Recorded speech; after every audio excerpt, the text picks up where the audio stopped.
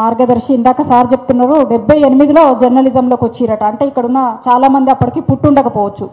చాలామంది వయసు కంటే కూడా జర్నలిజంలో ఆయనకున్న ఎక్స్పీరియన్సే ఎక్కువ.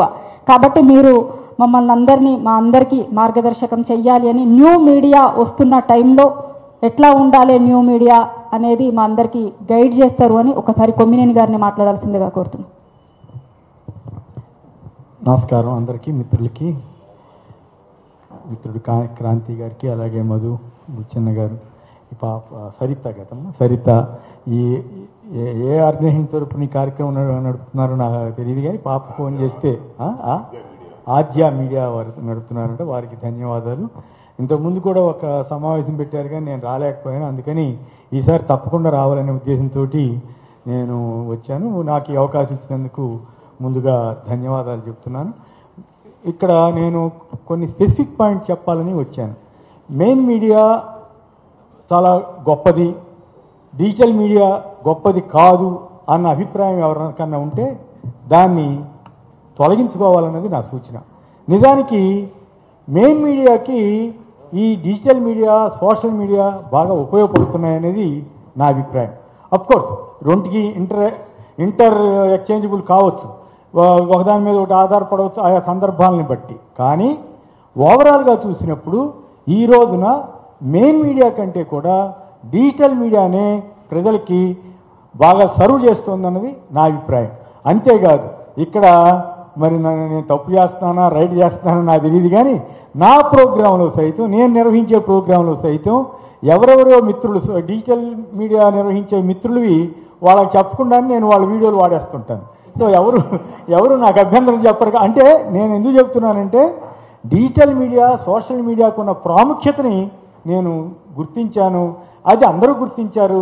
నిజానికి సోషల్ మీడియా కానీ ఈ డిజిటల్ మీడియా కానీ పాడైంది ఎక్కడ అంటే ఈ రాజకీయ నాయకుల ప్రమేయం ఉన్నప్పుడు, రాజకీయ పార్టీలు తమ స్వార్థం కోసం, ప్రత్యర్థి రాజకీయ పార్టీల మీద బురద జల్లడం కోసం, పచ్చి అబద్ధాలు ప్రచారం చేయడం కోసం, బూతులు ప్రచారం చేయడం కోసం వాడుకోవడం వల్లే సోషల్ మీడియా, డిజిటల్ మీడియా బాగా అప్రతిష్ట పాలవడానికి ఆస్కారం ఏర్పడింది. అంత మాత్రాన సోషల్ మీడియా, డిజిటల్ మీడియాకి ప్రాముఖ్యత లేదు, ఇదంతా అట్లాగే ఉంటుందని ఎవరైనా అనుకుంటే అది పొరపాటు, భ్రమ. దాంట్లో నాకేమీ రవంత కూడా సందేహం లేదు.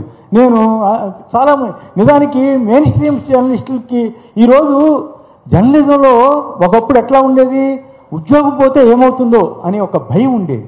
అమ్మో ఏమైపోతావు, మళ్ళీ ఇంకెక్కడ ఉద్యోగం దొరుకుద్దో అనేటువంటి ఒక ఈ దీంట్లో అలవాటు పడిన తర్వాత మనకు ఒక ఇగో వస్తుంది. మనం సమాజాన్ని శాసిస్తున్నామని మనకు మనమే భ్రమపడుతుంటాం. నిజానికి అట్లా జరగదు. వాళ్ళు ఎదుటి వాళ్ళు కూడా అబ్బో మీరు చాలా గొప్పవాళ్ళు అన్నట్లుగా వాళ్ళు నటిస్తుంటారు. సో ఈ పరస్పర నటనలో మనమంతా మునిగి తేలుతుంటాం కాబట్టి ఇంక వేరే ఉద్యోగం చేయలేని పరిస్థితిలోకి వెళ్తాం.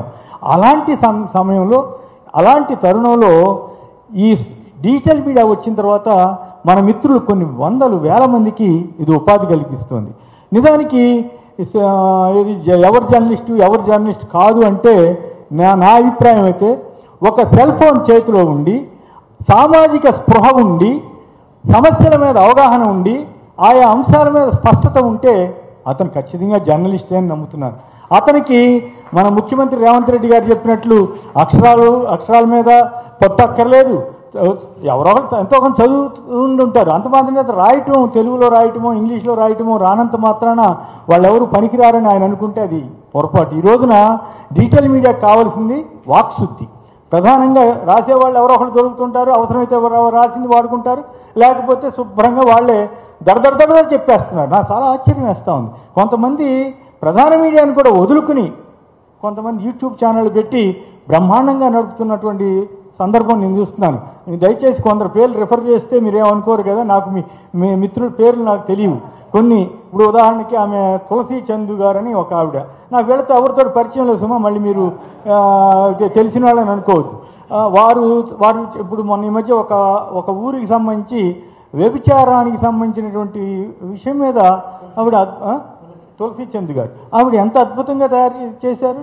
సో మెయిన్ స్ట్రీమ్ మీడియాలో కూడా కొంత వచ్చింది, కానీ ఆవిడ చేసిన ఎఫర్ట్ అది గొప్ప ఫలితం ఇచ్చింది. అంటే అది మెయిన్ స్ట్రీమ్ మీడియా సాధించిన ఘనత, లేక డిజిటల్ మీడియా సాధించిన ఘనత, అలాగే వనజి గారు నాకు గతంలో కూడా మేమంతా కలిసి కూడా పనిచేసాం. వేరే పేపర్ ఇంకోటి అయినప్పటికీ కూడా మాకు రెగ్యులర్గా వారు ధర్మస్థలం ఈ కర్ణాటకలోని ధర్మస్థలంలో జరిగినటువంటి దారుణమైన అకృత్యాల గురించి ఆ పరిణామాల గురించి ఆవిడ వీడియో చేస్తే నేను ఆద్యాంతం విన్నా. ఎక్కువ టైం ఉంటే నాకు వినలేకపోతానేమో కుదరదేమో అనుకుంటా. కానీ ఆవిడ చెప్పిన తీరు అది చాలా అద్భుతంగా ఉంది. అంతేకాదు వేణుగోపాల్ గారు ఆయన ఆ అంశాల మీద విశదీకరించే తీరు ఖచ్చితంగా మనందరికీ కూడా ప్రజలందరికీ కూడా యాక్చువల్గా అలాంటి వీడియోలు చూడటం విజ్ఞానదాయకం. వినోదాల కంటే కూడా విజ్ఞానదాయకంగా కూడా చాలా డిజిటల్ మీడియాలు ఉన్నాయి. విశ్లేషణలు నాకు ఆశ్చర్యం వేస్తుంది. మీరు నమ్ముతారో నమ్మరో పేపర్లు టీవీల మీద మామూలు మెయిన్ టీవీల మీద నేను ఆధారపడను, పత్రికల మీద ఎక్కువ ఆధారపడను. పత్రికల్లో కానీ దారుణంగా ఏంటంటే కొన్ని పత్రికలు అయితే నాకు ఆశ్చర్యం వేస్తుంది. పచ్చి అబద్ధాలని దారుణమైనటువంటి అబద్ధాలని నిర్మోహాటంగా నిస్సంకోచంగా అచ్చేసేస్తున్నారు. ఒకప్పుడు అలా ఒక ముక్క రాయాలంటే భయపడేవాళ్ళు. అరే మనం తప్పు చేస్తున్నామని ఒక ఆత్మ న్యూనతాభావం అంటే గిల్టీ కాన్షియస్ ఉండేది. ఇవాళ గిల్టీ లేదు, పాడు లేదు. ఎవరో ఒకరికి అనుకూలంగా రాయటమో ఎవరో ఒకరికి వ్యతిరేకంగా రాయటమో ఇట్లా జరిగిపోతా ఉంది. రాయండి పర్వాలేదు, అనుకూలంగా రాయటాన్ని నేను తప్పట్టను, వ్యతిరేకంగా రాయటాన్ని నేను తప్పట్టను. కానీ ద్వేషంతోటో లేక తమ వ్యక్తిగత స్వార్థాల కోసమో వ్యాపార ప్రయోజనాల కోసమో ఇలాంటివి రాయటం వల్ల మీడియాకి దెబ్బతింటోంది. వ్యక్తిగత ఈ రకంగా చేయటంలో డిజిటల్ మీడియాను తప్పుపట్టే నాయకులు ముందుగా వారి కనసన్నల్లో నడుస్తున్న ప్రధాన మీడియాను తప్పుపట్టమనండి, వారు చేస్తున్నటువంటి అరాచకాలను తప్పుపట్టమనండి, వాళ్ళు చేస్తున్న పైరవీల్ని ఖండించమనండి. మనమే వెళ్తాం, వాళ్ళ దగ్గరికి వెళ్తాం, బ్రహ్మాండం భజగోవిందం అంటాం. ఎందుకంటే మీరు నాయకులు వాళ్ళు పెద్దగా సంపాదించుకున్నారు, వాళ్ళు ఏం చేసినా గొప్ప. ఈ డిజిటల్ మీడియాలో పాపం చిన్న వాళ్ళు చేస్తున్న దాన్ని మనకు అక్షరాలు రావు, ఆవారాగాళ్ళు కాళ్ళ మీద కాళ్ళు వేసుకుంటే ఎందుకన్నారో ముఖ్యమంత్రి రేవంత్ రెడ్డి గారితో నాకు ఇప్పుడంటే ముఖ్యమంత్రి అయిన తర్వాత పరిచయం లేదు, కానీ అంతకుముందు బాగానే పరిచయం ఉండే. చాలా కాలం నా డిబేట్లు వాటిల్లో కూడా వారు కూడా పార్టిసిపేట్ చేసేవారు. మంచి వక్త. నాకేం వ్యక్తిగతంగా వారితో ఏం తగాదే లేదు, రాజకీయంగా కూడా నాకు అంతకంటే విభేదము లేదు. పైగా పీసీ అధ్యక్షుడైనమంటే ముఖ్యమంత్రి అవడానికి ఒక అడుగు దూరంలోకి వచ్చేసాడని రాసిన ఆర్టికల్ రాశాను. ఆ రోజు కూడా ఈ మీడియానే గ్రేట్ ఆంధ్ర అంటే మెయిన్ స్ట్రీమ్ మీడియా అవుతుందా లేకపోతే ఇంకో మీడియా అవుతుందా అనేది వేరే విషయం రాశాను. కాబట్టి నాకు వ్యక్తిగతంగా ఏం లేదు. కానీ బట్ ఆయన చేసిన వ్యాఖ్యలు నాకు నచ్చలేదు. టు బి ఫ్రాంక్, వారు అలాంటి వ్యాఖ్యలు చేయకుండా ఉంటే బాగుండేది. ఎందుకంటే వారు ఒక ముఖ్యమంత్రి స్థానంలో ఉన్నారు. ముఖ్యమంత్రి స్థానంలో ఉన్నప్పుడు ఎబవ్ ప్రిజుడిస్గా ఉండకుండా ఎబవ్ అందరినీ సమానంగా చూడాలి. ఎక్కడ లోపం ఉందో అవి చెప్పాలి. ఇందాక మిత్రులు చెప్పినట్టుగా జర్నలిస్టులు అంతా బ్రహ్మాండంగా ఉన్నారని నేనేం చెప్పట్లా. జర్నలిస్టులో కూడా లోటుపాట్లు ఉంటాయి. మరి రాజకీయ నాయకులు లేరా? రాజకీయ నాయకులు ఎంతమంది చదువు సంఖ్య లేకుండా ఒక కార్డు విజిటింగ్ కార్డు నాకు చాలామంది తెలుసు.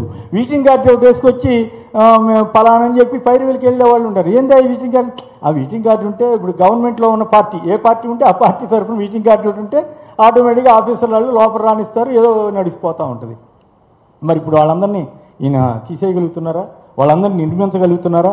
అలాగే సోషల్ మీడియాలో కానీ డిజిటల్ మీడియాలో కానీ కొన్ని లోటుపాట్లు ఉంటాయి. వాళ్ళని మీరు అరికట్టడానికి ఎట్లాంటి చర్యలు తీసుకుంటున్నారో తీసుకోండి. చట్టపరంగా ఏం చర్యలు తీసుకోవాలో తీసుకోండి. బూతులు ఎవరైనా మాట్లాడారనుకోండి చర్య తీసుకోండి. కానీ రాజకీయ నాయకులు మాట్లాడే బూతుల మీద ఏం చేయాలి? వాళ్ళు ఆదర్శంగా ఉండాలి కదా. వాళ్ళేమో ఆదర్శంగా ఉండక్కర్లేదు, దేశం అంతా ఉండాలంటే మీరు సమాజానికి మీరేం సంకేతం ఇస్తున్నారు? ఖచ్చితంగా రెండు వైపులా కూడా సమతుల్యత అనేది అవసరం. దాంట్లో నాకేమీ డిఫరెన్షియేట్ చేయట్లేదు. ఎక్కువగా నేను కూడా డిజిటల్ మీడియా మీదే ఎక్కువ ఆధారపడుతున్నాను. అంటే సమాచార సేకరణ హాయిగా ఉంటుంది. టక్కన యూట్యూబ్ పెట్టంగానే కావాల్సిన విషయాల మీద పూర్తి అవగాహన. ఉదాహరణకి రామనాథ్ అని ఆయన అనంతపురం నుంచి ఒక ఆయన చేస్తుంటారు. మొత్తం ఘటన జరిగిన గంట సేపు 2 గంటల్లోనూ ఆయన బ్రహ్మాండంగా విశ్లేషణ జరిగిన మొత్తం ఇస్తాడు. నాకు హాయిగా ఉంది. టీవీకి ఇట్లా కూర్చుని పేపర్ ఎక్కడ వస్తుంది ఎప్పుడు వద్ద తెల్లారి ఇట్లా కూర్చునే కంటే నాకు డిజిటల్ మీడియా సమాజానికి మంచి సేవ చేస్తోంది అనేది నా స్పష్టమైన అభిప్రాయం. అట్లాగే ఆయన ఎవరో మొన్న మధ్య చూశాను జర్నలిస్ట్ వైఎన్ఆర్. జర్నలిస్టులను పెట్టుకుంటే ఆయనకి ఏంటి ఇబ్బంది నాకు అర్థం కాదా. జర్నలిస్టులను పెట్టుకుంటారు, మీకేంటి నష్టం? ఇప్పుడు అది తప్పు చేశారా? ఆయన ఎవరు జర్నలిస్టు శంకర్ అంటే మీరేనా? మీ వీళ్ళు కూడా చూస్తుంటాను కొన్ని. పనిచేసిన వాళ్ళే, సారీ ఏమనుకో. మీరున్నారా? Okay okay. వైఎన్ఆర్ జ్యోతిలో పనిచేశారు. సో ఇలా చాలామంది మిత్రులు, నేను అందరి పేర్లు నేను ప్రస్తావించలేకపోతున్నాను, కానీ సాయి అని విజయవాడ నుంచి అట్లా కొంతమంది జర్నలిస్ట్ని పెట్టుకుంటారు. వాళ్ళు ఇప్పుడు ఎమ్మెల్యే అయిపోయిన తర్వాత ఎక్స్ఎమ్మెల్యేని ఎందుకు పెట్టుకోవాలి? పెట్టుకోమాండి. ఇంకా కొందరు ఏంటి విచిత్రం, మీరు ఆశ్చర్యపోతారు. నాకు విజిటింగ్ కార్డుల మీద కంటెస్టెడ్ ఎమ్మెల్యే అని రాస్తారు. ఈ ఎమ్మెల్యే ఎక్కడి నుంచి వచ్చాడు బాబు అంటే కంటెస్టెడ్ అంట. నేను మనం తప్పట్టక్కర్లా, ఒక ఐడెంటిఫికేషన్ కోసం వాళ్ళ తంటాలు వాళ్ళు పడతారు. మనం జర్నలిస్టులు పెట్టుకుంటారు. అయితే ఇప్పుడు మీరేమి వాళ్ళకేమో జీతాలు ఇవ్వట్లేదు కదా, ప్రభుత్వం ఏమైనా జీతాలు ఇస్తుందా? ప్రభుత్వం ఏమైనా ఐడి కార్డులు ఏమైనా ఇస్తుందా? ప్రభుత్వం ఏమన్నా వాళ్ళకి సదుపాయాలు ఇస్తుందా? డిజిటల్ మీడియా వాళ్ళకి, డిజిటల్ మీడియా వాళ్ళందరికీ ఇవ్వాలంటే కష్టమే, నేను కాదంటలా. అయితే దానికి కూడా ఏదన్నా ఒక మార్గం ఉందా? దీంట్లో ఏదో వ్యూస్ ఆధారంగానో ఇంకోటి ఆధారంగానో ఏమైనా చేయొచ్చా అనేది సరే ప్రభుత్వాలకు ఇష్టమైతే చేస్తారు, లేకపోలేదు. నేను ఒకటి అడుగుతానండి, డిజిటల్ మీడియా ఆధారం లేకుండా గెలిచిన నాయకుడు ఎవరున్నారు? డిజిటల్ మీడియాని వాడుకోకుండా రాజకీయం చేసిన నాయకుడు ఈ మధ్య కాలంలో ఎవరైనా ఉన్నారా? పైగా ఎదుటి వాళ్ళ మీద బురద జల్లుతూ పచ్చి అబద్ధాలు ప్రచారం చేయటం, ఎదుటి వారి కుటుంబాల మీద కూడా అన్యాయంగా అబద్ధాలు ప్రచారం చేయటం, బూతులు ప్రచారం చేయటం, మళ్ళీ ఎదురుదాడి చేయటం, ఇవన్నీ చేస్తున్నారు. చేస్తూ జర్నలిస్టుల మీద కేసులు పెడుతున్నారు. అదొక విచిత్రమైన పరిస్థితి. ఇంకా తెలంగాణలో కంటే ఆంధ్రలో మరీ ఘోరంగా ఉంది పరిస్థితి. అది చెప్పడానికి ఇప్పుడు సందర్భం కాదు, కానీ అవసరం లేదు. ఈ మాత్రం స్వేచ్ఛగా ఇక్కడ సెమినార్లు పెట్టుకోగలుగుతున్నారు. అక్కడ మరి పెడుతున్నారో లేదో తెలియదు, ఎప్పుడు ఎవరి మీద పడతారో తెలియని పరిస్థితి. చాలా దారుణంగా ఉంది. వాళ్ళు ఇష్టారాజ్యంగా వ్యవహరిస్తున్నారు. అదేమంటే మా రెడ్ బుక్ రాజ్యాంగం అంటున్నారు. ఇక్కడ అదృష్టవశాత్తు ఇక్కడ రేవంత్ రెడ్డి గారు ఇంకా ఆ రెడ్ బుక్ జోలికి పోయినట్లేడు. ఇద్దరు కలిసిమెలిసి పనిచేస్తున్నారనే ఒక అభిప్రాయం ఉన్నప్పటికీ కూడా ఇక్కడ ఈ రెడ్ బుక్ వాళ్ళు ఇంకా రాలేదు. అంతవరకు అదృష్టవంతులు తెలంగాణలో. సరే, మిగతాది సోషల్ మీడియా మీద కానీ డిజిటల్ మీడియా మీద కానీ ఆయన కాళ్ళ మీద కాలు వేసుకున్నారు, నమస్కారం పెట్టాలని ఎదురు చూస్తారు. అదేంటి అసలు ఏంటి ఆశ్చర్యం వేసింది. నేను 78 నుంచి చెన్నారెడ్డి గారు మొదటిసారి ముఖ్యమంత్రి అయినప్పటి నుంచి ఇప్పటి వరకు ఉన్నటువంటి ఈ మధ్యకాలంలో ముఖ్యమంత్రి దగ్గరికి వెళ్ళలేదు, కానీ బట్ ప్రెస్ కాన్ఫరెన్స్లో అక్కడ 5th ఫ్లోర్లో సెక్రటరియట్ 5th ఫ్లోర్ అప్పుడు సి బ్లాక్లో ఉండేది, మరి ఇప్పుడు మారిపోయింది అనుకుంటా కదా. ఆ బ్లాక్లో వేరే బ్లాక్ స్పెషల్గా కాన్ఫరెన్స్ హాల్ ఉండేది, అందరం కూర్చునేవాళ్ళం.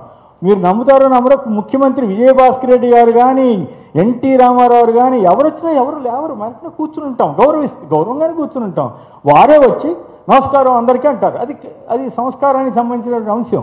కానీ అందరూ లేచి నిలబడాలని ఎక్కడ సంప్రదాయం లేదు. ఎందుకో మొత్తం మీద జర్నలిస్టులో యుగో అంటారా, లేకపోతే వాళ్ళ ఆత్మగౌరవం అంటారా, అది మీ ఇష్టం ఏదని అనుకోండి.